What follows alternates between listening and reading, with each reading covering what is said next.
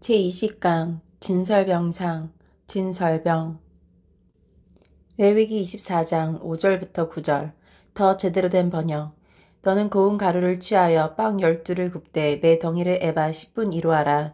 여호와 앞 금상 위에 두고 두 줄로 한 줄에 6씩 진설하고 너는 각 줄 위에 순수한 향을 얹어라. 그 향은 빵을 대신해서 기념하는 몫으로 바치는 것이다. 그것은 여호와께 화제를 드리기 위한 제물이다. 안식일마다 이 빵을 여호와 앞에 항상 진설할지니 이스라엘 백성과 맺은 이 언약은 영원히 계속될 것이다. 이 빵은 아론과 그의 자손에게 돌리고 그들은 그것을 성소에서 먹어라. 그것은 여호와께 바치는 가운데 가장 거룩하기 때문이다. 이것은 그들이 영원히 지켜야 할 규례이다. 진설병상, 진설병, 무교병. 매 덩이를 고운 가루 에바 10분의 1로 부어서 12개의 빵을 만들라 하셨습니다. 하나님께서 만들게 하신 하나님 앞에 있는 이 식탁은 언제나 진설병, 즉 얼굴 앞에 있는 빵이 차려져 있어야 했습니다. 진설병은 고운 가루로 만들게 하셨습니다. 여기에서 우리가 또 알아야 할 것이 있습니다. 우리는 하나님께 몸을 바쳐야 할 이유가 있습니다. 예수께서 나를 위해 죽으셨다가 다시 사셨기 때문입니다. 그런 분을 위해 내 몸을 바치지 않을 수 없는 것입니다. 내 몸을 주님께 바치지 않으면 마귀에게 바쳐지기 때문입니다. 로마서 6장 16절에 혹은 죄의 종으로 사막에 이르고 혹은 순종의 종으로 의에 이르느니라 했습니다. 사람은 이 둘 중 하나에 속할 수밖에 없습니다. 예수님은 말씀하시기를 나와 함께하지 않는 자는 나를 반대하는 자요 나와 함께 모으지 아니하는 자는 해치는 자니라 하셨습니다. 우리는 하나님께 몸을 바침으로써 거룩함을 이루게 됩니다. 거룩은 죄를 떠남을 의미하는 동시에 천국의 숭고한 아름다움을 가리키기도 합니다. 헌신은 정결과 모든 덕을 생산합니다. 그 이유는 우리가 하나님께 헌신할 때 주님의 영이 우리 속에서 활발하게 역사하시기 때문입니다. 생선을 소금에 절이면 부패되지 않는 것과 같이 우리가 하나님께 헌신하면 죄는 녹아지고 정결과 덕이 발생합니다. 1556년 영국에 두 순교자가 있었습니다. 휴 레브락이란 사람은 절름발이었고 존 에프리스는 소경이었습니다. 레브락 씨는 함께 죽어가는 에프리스 씨에게 말하기를 형제여 위로를 받으시오. 오늘 주님께서 우리를 고쳐주십니다. 나의 저는 발을 고치시고 당신의 보지 못하는 눈을 고쳐주실 것이오 했습니다. 다니엘은 자신의 정결을 유지하기 위해 모든 것을 주님께 맡겼습니다. 기름진 음식과 술을 먹지 않고 채식만 하고 물만 먹었으나 그의 육신은 누구보다도 건강하고 아름다웠습니다. 그의 영혼은 말할 것도 없었습니다. 거룩은 진정한 아름다움이며 건강입니다. 그러므로 사람의 아름다움은 거룩한 사람이 되고 거룩한 생활을 함으로써 만들어지는 것입니다.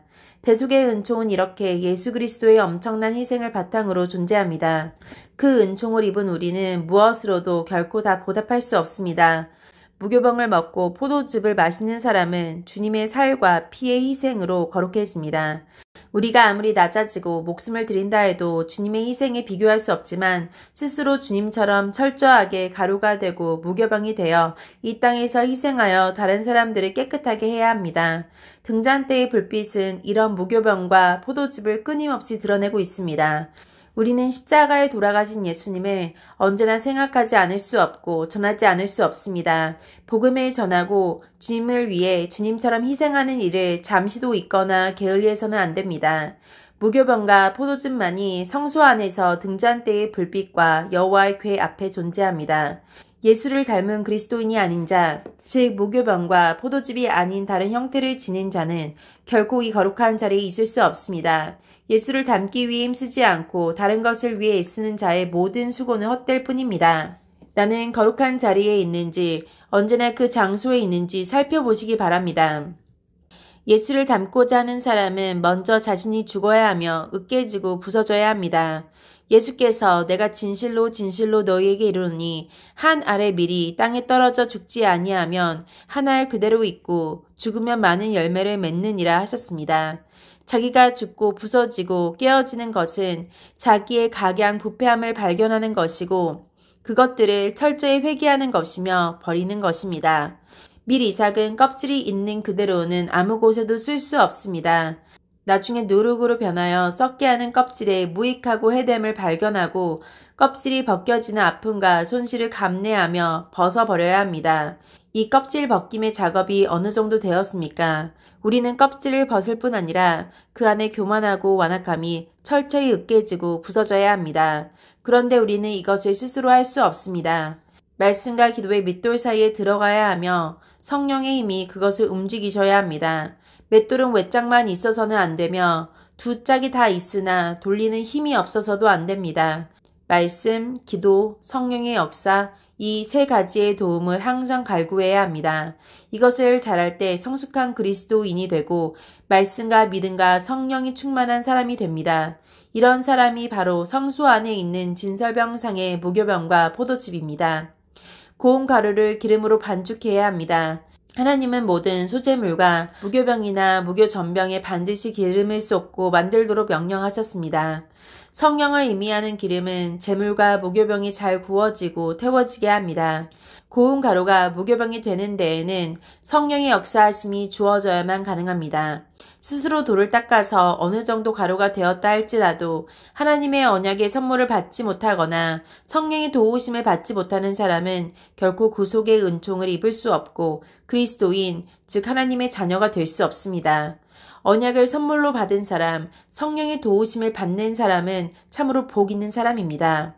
좋은 무교병이 되려면 기름으로 골고루 잘 반죽되어야 하듯이 성도는 성령의 도우심을 갈망해야 하며 성령이 나의 전부를 지배하시고 다스리시고 변화시키시도록 해야 합니다. 그리고 반죽이 충분히 섞어지듯이 말씀과 성령의 역사로 충분히 연마되고 성숙되어야 합니다. 가루는 익힘에도 흩날린 만큼 나약하나 기름을 섞어 반죽하면 가루가 하나로 뭉쳐 전혀 새로운 구조물이 됩니다. 이렇게 성령은 죄인들의 부패했던 부분들을 새롭게 하며 서로 제 위치를 찾게 하고 재구실을 하게 하며 성도들을 하나 되게 하며 그리스도와 한 몸을 이루게 합니다. 평안에 매는 줄로 성령이 하나 되게 하신 것을 힘써 지키라 했습니다. 성령께서 역사하심으로 내가 가진 것들이 하나님의 나라와 의를 이루는 일에 적절히 사용되며 성도 개개인이 자기 위치에서 고유의 사명을 감당할 수 있습니다. 이리하여 모든 것이 한 주인 예수의 뜻대로 치밀하게 이루어져 나가는 것입니다. 만약 선택된 사람이 이 성령의 역사하심을 모르고 무시하며 살아가면 그는 그렇게 하는 만큼 반드시 모든 것에 실패합니다. 선택된 사람은 반드시 구속받아야 하며 그가 해야 할 사명을 하게끔 성령께서 역사하십니다. 이 성령의 역사에 보조를 맞추지 않는 사람은 성령의 역사로 그 진로가 변경될 것이며 하나님이 정하신 때가 다 지나도록 성령의 역사에 보조 맞추기를 거절하면 성령과 상관이 없는 사람이 되어버립니다. 이런 사람은 그리스도와 한 몸을 이룬 사람이 아니며 구원에서 제외됩니다. 그래서 그리스도인은 성령이 하나 되게 하신 것을 힘써 지켜야 합니다. 그것만이 평안의 삶을 얻는 길입니다. 반죽된 것을 불에 구워야 합니다. 가루가 기름에 의해 다른 것들과 뗄 수 없는 관계를 갖게 되었는데 이제는 불에 구워져서 근본적으로 변화됩니다. 반죽이 먹을 수 있는 빵이 되고 미완성이 완성이 되는 것입니다. 이것은 불에 구워짐으로써 되어집니다. 예수님은 가루가 되시고 성령의 도우심으로 온갖 고난을 당하셨으며 하나님의 무서운 진노를 당하심으로 메시아의 사명을 완수하셨습니다. 마찬가지로 성도들도 먼저 가루가 되고 성령의 도우심을 받아 죽기까지 헌신하고 희생함으로써 주어진 사명을 완수해야 합니다. 철저하게 자기를 부인하고 자기 십자가를 지어야 합니다. 이렇게 가루가 되고 성령으로 새로워지며 하나님의 뜻에 죽기까지 자신을 굴복시키는 성도만이 성소 안의 무교병입니다. 구워지는 무교병에서 깨달을 것이 있습니다. 모든 부분이 골고루 익은 전병이 되어야 합니다. 딥지 않은 전병이 있다는 말씀이 있습니다. 한 편은 익었으나 다른 편은 설 익었든지 한 편은 너무 탔고 다른 편은 도무지 익지 않으면 안 됩니다. 말과 행실, 배움과 실천, 속사람과 겉사람, 모든 신앙생활 활동 등이 골고루 성장하고 있는지 균형을 이루고 있는지 항상 살펴봐야 합니다. 이것을 잘하지 못하여 골고루 익는 전병이 되지 못한 교인들이 많습니다. 이런 사람들은 성소 안에 있는 무교병이 아닙니다. 구워지는 만큼 아픔이 있습니다. 가루가 되는 데에도 아픔이 있으나 구워질 때에는 더 큰 아픔이 있습니다. 그러나 이것은 타버리거나 쓸모없어지는 것이 아니라 익는 것입니다. 그러므로 시험을 당할 때 특히 큰 시험을 당할 때 기쁘게 여겨야 합니다. 내 형제들아, 너희가 여러 가지 시험을 만나거든 온전히 기쁘게 여기라 했습니다. 많은 시험을 만날 때 더 크게 기뻐하라는 것입니다. 왜냐하면 나는 지금 구워지는 무교병이기 때문입니다. 구워진 무교병이어야 성소 안에 있을 수 있습니다. 많은 성도들이 여러 시험들을 이기지 못하고 시험을 통한 영육 간의 고통을 끝까지 견뎌내지 못하는데 이런 사람들은 아직 성소 안에 있는 무교병이 아닌 것입니다. 무교병들은 매 덩이를 같게 만들어야 합니다. 매 덩이를 에바 10분의 1로 하라 하셨습니다. 여러 덩이를 만들 때 같은 양의 가루이며 크기도 같습니다. 이것은 그 덩이들이 똑같은 중요성과 가치를 지님을 의미합니다. 예수를 영접하고 예수를 닮아가며 그리스도인의 사명을 다하는 사람들은 모두 하나님 앞에서 똑같이 중요하며 가치가 있습니다. 이것은 또한 예수 그리스도의 대속의 은총이 개개인에게 차별이 없이 적용됨을 의미합니다. 주님은 이렇게 구속받음에 있어 차별이 없이 우리를 사랑하십니다. 그러므로 우리는 믿는 사람 사이에 신분상 차별을 두어서는 안 됩니다. 신자는 누구나 그리스도 안에서 똑같은 신분이요 같은 가치를 지닙니다. 만약 이것이 지켜지지 않는다면 그것은 각자에게 베푸신 하나님의 거룩한 은총을 사람이 무가치하게 만들거나 빼앗는 것이요 그런 행위는 큰 죄악입니다. 똑같은 크기의 무교병에서 성도 간에 서로 사랑하고 정종할 이유를 깨달아야 합니다. 성도들 가운데서 큰 자로 행세하려는 자는 아무리 그것을 위해 애써도 성공하지 못하며 오히려 그런 악한 마음에 대한 징벌이 따릅니다. 성도는 낮아질 때에만 그만큼 주님께 인정받고 사랑을 받게 됩니다. 낮아지는 것은 주님을 점점 닮아감으로써 됩니다. 진정으로 주님처럼 겸손한 마음을 가지게 될 때 그 아름다운 마음 때문에 주님께서 높여주십니다. 시편 138편 6절 여호와께서는 높이 계셔도 낮은 자를 하감하시며 멀리서도 교만한 자를 아시나이다. 더 제대로 된 번역 하감하시며 굽어 살피시며 잠언 18장 12절 사람의 마음의 교만은 멸망의 선봉이요 겸손은 존귀의 앞잡이니라. 잠언 22장 4절 겸손과 여호와를 경외함의 보응은 재물과 영광과 생명이니라. 더 제대로 된 번역 사람이 겸손히 여호와를 경외하면 재물과 영예와 생명을 얻는다. 마태복음 18장 4절 누구든지 이 어린아이 같이 자기를 낮추는 그 이가 천국에서 큰 자니라. 마태복음 23장 12절 누구든지 자기를 높이는 자는 낮아지고 누구든지 자기를 낮추는 자는 높아지리라. 골로새서 2장 18절 누구든지 일부러 겸손함과 천사 숭배함을 인하여 너희 상을 빼앗지 못하게 하라. 더 제대로 된 번역 겸손한 채 하며 천사를 숭배하는 무리가 있다. 환상을 보았다고 하는 그들의 말에 귀를 기울이지 마라. 아무도 꾸며낸 겸손과 천사 숭배를 이유로 너를 정죄하지 못하게 하라. 베드로전서 5장 5절 서로 겸손으로 허리를 동이라. 하나님이 교만한 자를 대적하시되 겸손한 자들에게는 은혜를 주시느니라. 더 제대로 된 번역 대적하시되 물리치시되 진설병은 12개를 두 줄로 한 줄에 6개씩 진설하게 하셨습니다. 빵 12를 굽되 두 줄로 한 줄에 6씩 진설하고 하셨습니다. 12개의 진설병은 모든 성도, 모든 지교회를 의미합니다.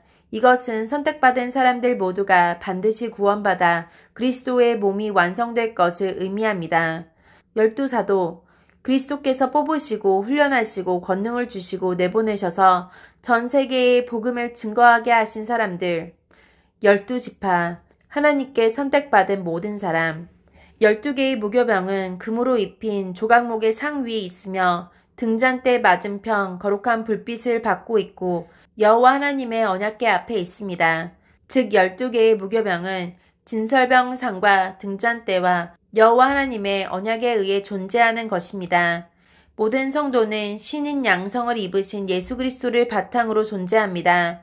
예수가 이 땅에 오셨기에 신자가 될 여지가 마련되었습니다. 예수의 고난과 죽으심이 있었기에 성도들이 거룩한 자가 될 수 있습니다. 또한 선택된 자들은 예수께 붙은 성도들에게 복음을 듣고 받아서 믿게 됩니다. 이런 모든 계획은 여호와 하나님의 구속 언약에서 비롯되었습니다.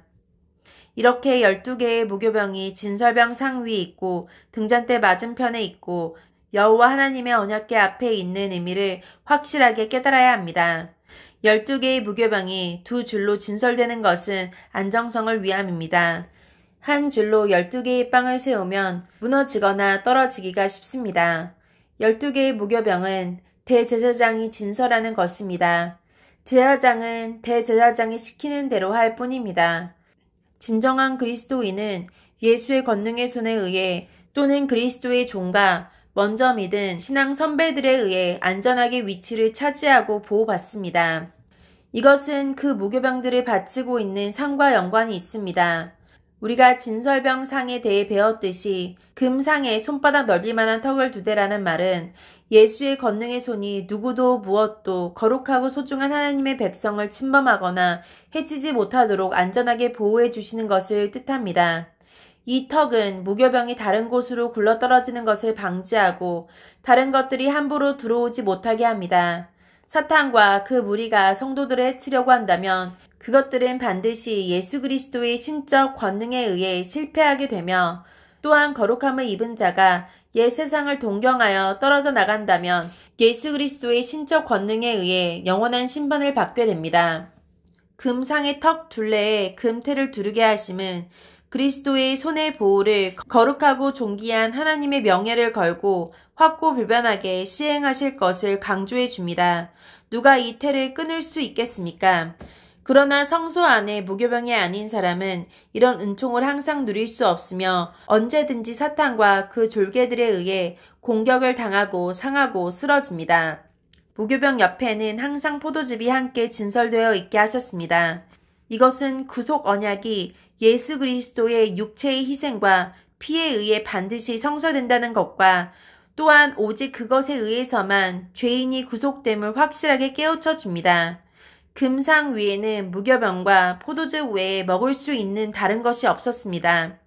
이것은 무교병인 성도가 언제나 예수 그리스도의 보혈의 공로를 항상 기억하며 살아야 하고 그 공로와 더불어 살아야 하며 특히 내가 나된 것은 오직 예수의 보혈의 공로 덕분임을 항상 나타내고 증언해야 함을 암시해 줍니다. 그리스도인이 그리스도의 보혈을 입고 지내는 것은 영혼이 없는 육체와 다름이 없습니다.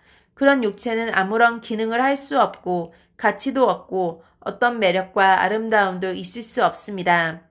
대제사장은 떡과 포도즙을 함께 먹고 나서야 지성소에 드나들 수 있었습니다.